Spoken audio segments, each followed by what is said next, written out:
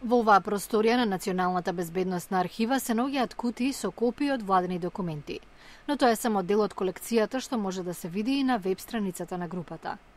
Архивата е започната пред 25 години од група новинари и историчари кои го употребиле актот на слобода на информирањето да дојдат до документи што им требале за истражување.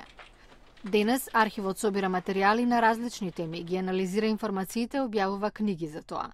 Директорот Том Блантон вели дека пензиониран шпион дури напишал дел од своите мемоари користејќи информации од архивата.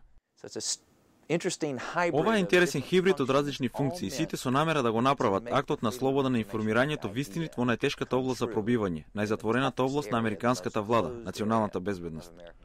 Блантон вели дека за некои барања биле потребни 10 па и 15 години, зашто владата се опирала.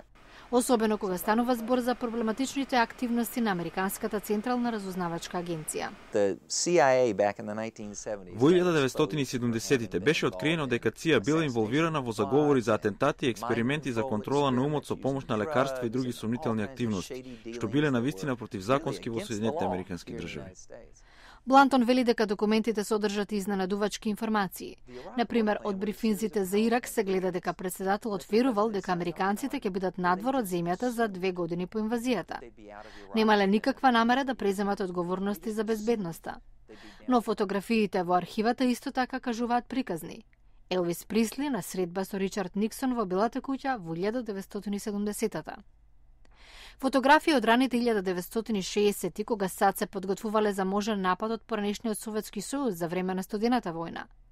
Блантон вели дека Националната безбедносна архива останува на мисијата да притиска американската влада да открие тајни што нема потреба да ги чува.